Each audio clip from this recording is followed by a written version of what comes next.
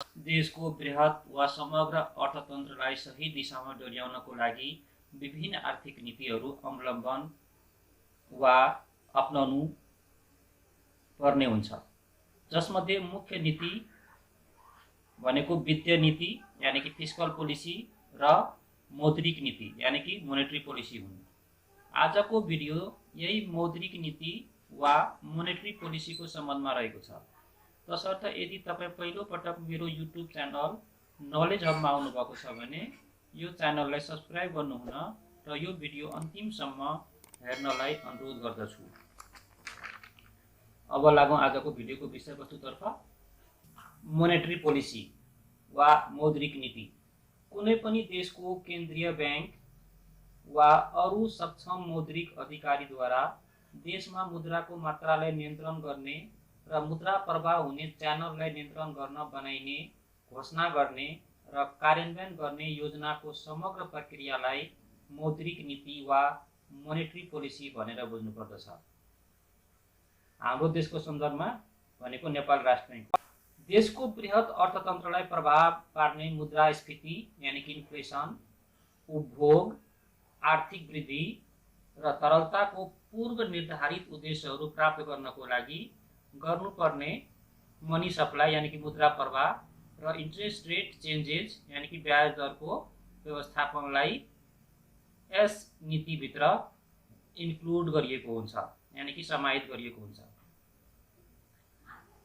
ब्याज दर परिवर्तन गरेर, गभर्नमेन्ट बोन्ड्सलाई खरिद वा बिक्री गरेर, विदेशी विनिमय दरलाई नियन्त्रण गरेर, बैंकहरूले रिजर्भको रूपमा राख्नुपर्ने मुद्राको मात्रालाई परिवर्तन गरेर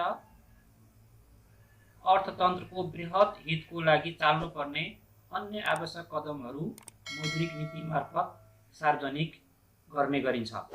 मौद्रिक नीतिको उद्देश्यहरू, यसका पनि धेरै उद्देश्यहरू रहने गर्दछन्। मुख्य रूपमा 4 वटा उद्देश्यहरू, जसमध्ये पहिलो उद्देश्य फुल इम्प्लोइमेन्ट यानी कि पूर्ण रोजगारी। कुनै पनि देशको सरकारको प्रमुख उद्देश्यमध्ये एक उद्देश्य फुल इम्प्लोइमेन्ट हासिल गर्नु रहेको हुन्छ। हालसम्म कुनै पनि मोनेटरी पोलिसी मार्फत सार्वजनिक गरिएको नीतिहरूले पूर्ण रोजगारीको अवस्थामा पुर्याउन नसकेको भए पनि यो चाहिँ प्रत्येक मोनेटरी पोलिसीको उद्देश्यभित्र रहने गरेको हुन्छ। अर्को उद्देश्य प्राइस स्टेबिलिटी यानी कि मूल्य स्थायित्व। देशको समग्र अर्थतन्त्रको मूल्यमा स्थिरता कायम गरी इन्फ्लेसनलाई पूर्व निर्धारित लक्ष्य दर भित्र राख्नु मोनेटरी पोलिसीको अर्को उद्देश्य रहने गर्दछ। यानी कि देशमा इन्फ्लेसनलाई पूर्व निर्धारित लक्ष्यभित्र कन्टेन गर्नु यानी कि नियन्त्रण गर्नु पनि मौद्रिक नीतिको अर्को उद्देश्यको रूपमा नै सार्वजनिक गरिएको हुन्छ। अर्को उद्देश्य इकोनोमिक ग्रोथ यानी कि आर्थिक वृद्धि दर। देशको जीडीपी अर्थात् ग्रस डोमेस्टिक प्रोडक्ट वा कुल गृहस्थ उत्पादनमा सक्दो बढी वृद्धि हासिल गर्नु मोनेटरी पोलिसीको अर्को उद्देश्य हुने गर्दछ। यानी कि देशको समग्र अर्थतन्त्रको इन्डिकेटर जीडीपीमा सक्दो धेरैभन्दा धेरै रेट यानी सक्दो बढी वृद्धि दर हासिल गर्नु पनि मोनेटरी पोलिसीको उद्देश्यको रूपमा सार्वजनिक गरिएको हुन्छ यानी कि मोनेटरी पोलिसीको उद्देश्यको रूपमा लिएको हुन्छ। अर्को ब्यालेन्स अफ पेमेन्ट यानी कि स्वदान्तर बचत। कुनै पनि देशमा भित्रिने रकम र देशबाट बाहिरिने रकमको फरकलाई ब्यालेन्स अफ पेमेन्ट भनिन्छ यानी कि ब्यालेन्स अफ पेमेन्ट। सरकारको चाहना जहिले पनि देश भित्रिने रकम बढी र देशबाट बाहिरिने रकम कम होस् भन्ने रहेको हुन्छ। ब्यालेन्स अफ पेमेन्टलाई आफ्नो पक्षमा राख्नको लागि अवलम्बन गर्नुपर्ने विभिन्न उपायहरू मोनेटरी पोलिसीको एक उद्देश्यको रूपमा रहने गर्दछ। हाम्रो देशको ब्यालेन्स अफ पेमेन्ट जहिले पनि नेगेटिभ यानी कि हाम्रो देशमा भित्रिने रकम भन्दा हाम्रो देशबाट बाहिरिने रकम जहिले पनि बढी नै हुने गर्दछ। अब यो बाहिरिने रकमलाई सक्दो कम र भित्रिने रकमलाई सक्दो बढी पार्नको लागि अवलम्बन गर्नुपर्ने चाल्नुपर्ने विभिन्न कदमहरू पनि मोनेटरी पोलिसीको उद्देश्यको रूपमा नै आउने गर्दछ यानी कि रहने गर्दछ।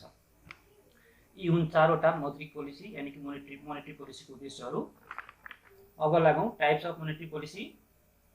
मोनेटरी पोलिसी जेनरली दुई प्रकारको हुन्छ।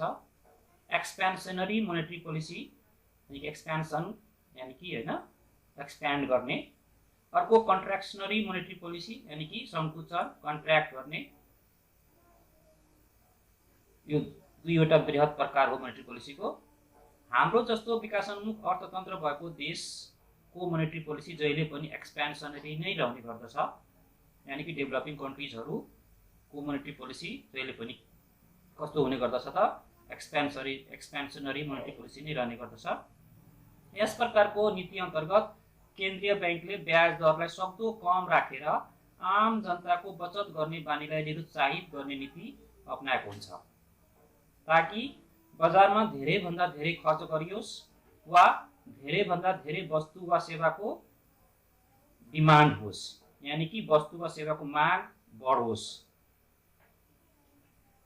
ताकि देशमा रोजगारी सिर्जना होस् र देशको समग्र अर्थतन्त्र सही दिशातर्फ उन्मुख होस्। यस्तो नीति नै के हो त एक्सपेन्सनरी मोनेटरी पोलिसी हो, यानि कि ब्याज दरलाई सक्दो कम गरेर मानिसको बचत गर्ने बानीलाई निरुत्साहित पारेर देशको अर्थतन्त्रलाई टेवा पुर्याउने उद्देश्यले देशमा उत्पादन गरिएका विभिन्न वस्तु तथा सेवाको मागलाई सक्दो वृद्धि गर्ने उद्देश्य राखिएको मोनेटरी पोलिसी नै के हुन् त एक्सपेन्सनरी मोनेटरी पोलिसी हुन्।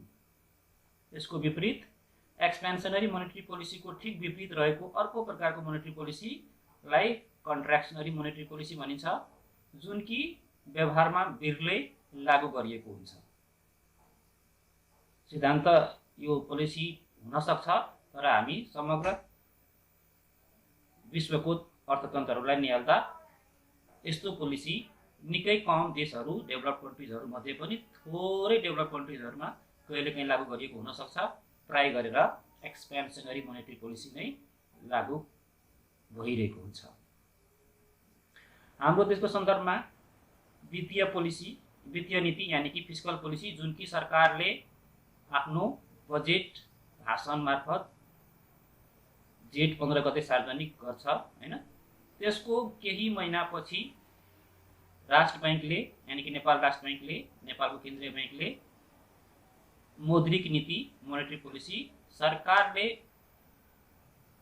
राखेको उद्देश्यहरूलाई पूरा गर्नको लागि सहयोग होस् भन्ने प्रकारले मोनेटरी पोलिसी सार्वजनिक गर्ने गर्दछ।